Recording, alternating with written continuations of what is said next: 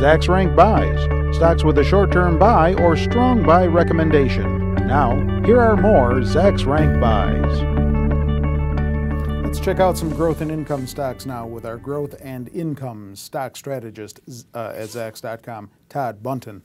Todd, it's been a while since we've talked with you. A little while. Yes. Got a couple of interesting companies here. First one that you've written about recently is SLGN Holdings, SLGN, ticker symbol. Company manufactures a lot of different types of products. That's right. They're kind of a consumer goods packaging company, but they do a lot of metal cans or closures like lids.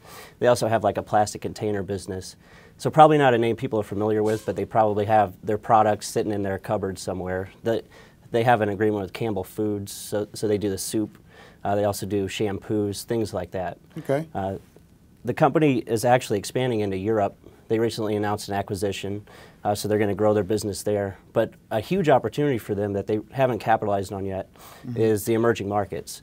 So they're definitely, they haven't said it, but you know that they're kind of looking at acquisitions there. But you have to respect the fact that they're not just growing for the sake of growth. So they don't want to pay up for a company that would, pay too much and would actually dilute shareholder value.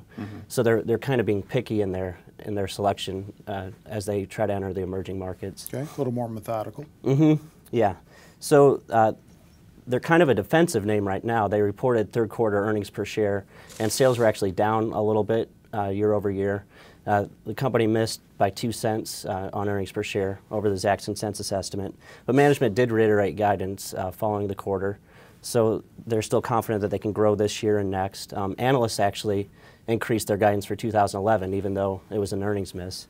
Their analysts are expecting about 17% earnings per share growth next year. As we talked about, the company has a strong balance sheet. They recently made an acquisition, but they've also been rewarding shareholders with that. They started paying a dividend back in 2004.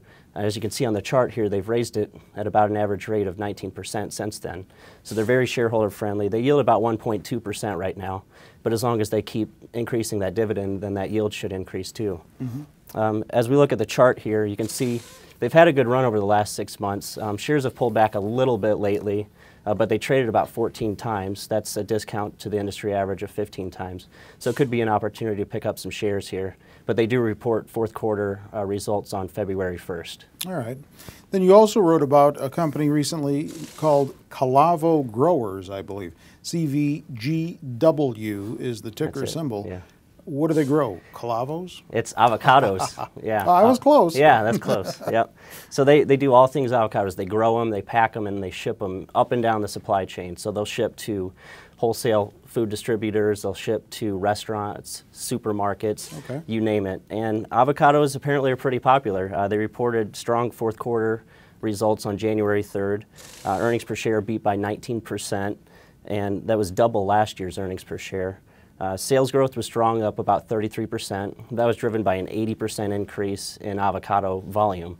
So people love their avocados apparently. We saw the gross margin expand in the quarter, and this led to a 135% increase in operating income. So they had a very solid quarter there. Off the strong quarter, each analyst revised their estimate higher for 2011. You can see on the chart here that they're expecting solid double-digit growth this year and next year. And the CEO stated in the earnings release that he expects 2011 to be another strong year. I know most CEOs would say that, but he backed it up with some numbers. He said the avocado pipeline is strong going into 2011. As we look at the chart here, you can see that shares have pulled back a little bit as well. They're trading about 16 times estimates with a PEG ratio of 1.1. So they've got kind of a value component. And a company this size, they actually have a market cap of about 330 million, so they're a small cap name. You wouldn't expect them to pay a dividend, but they actually yield about 2.4%. And they started, since going public in 2002, they've raised it at an average rate of 14%. Avocado pipeline. That's right. Sounds interesting to me. Do you own either of these two? I do not. All right, check out more stock pick ideas on our homepage at Zacks.com, where we put 4 new ideas up there for you daily, one in each of the investing categories written about on Zacks.com. With Todd Bunton, I'm Terry Ruffalo.